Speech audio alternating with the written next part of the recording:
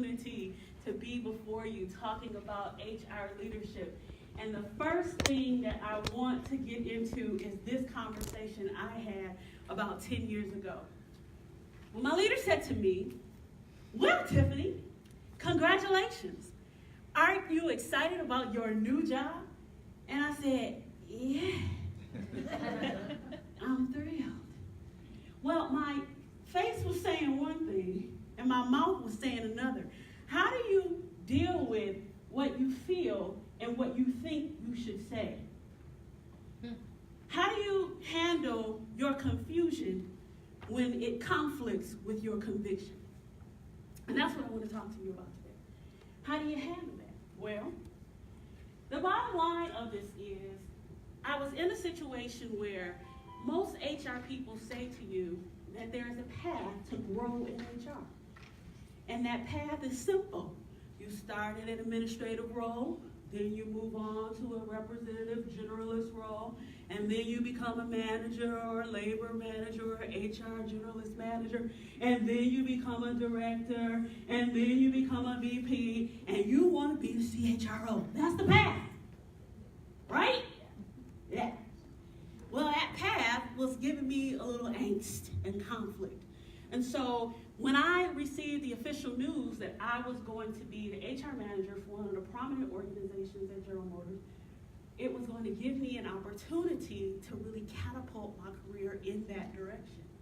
But something on the inside of me said, this isn't where I really want to be. So this was an interesting thing. So I dealt with that, and in that moment, I realized we often go through these periods of time where we're in conflict and we're at war. Human beings are very interesting creatures. Very interesting in the fact that we are simple and complex at the same time. In our simplicity, we know what we want. In our complexity, we walk in utter confusion on a day-to-day basis. But the real bottom line is, we actually always choose ultimately what we do. Even if you hear the voice of others, there's a book called The Four Agreements. Anybody heard about The Four Agreements with Don Miguel Ruiz? So he talks about in The Four Agreements the mitote.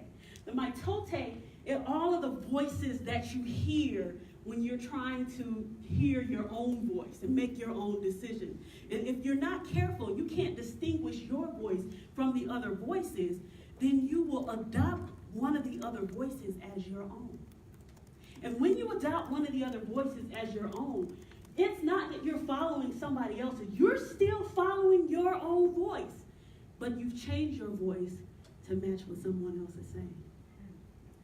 So, the first thing that I want to tell you about leadership is you need to be able to listen to your own voice.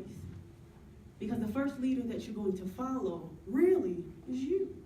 I mean, think about it. When you're born and you're a child, you're a baby, you follow your own voice. If something feels extremely uncomfortable, you cry.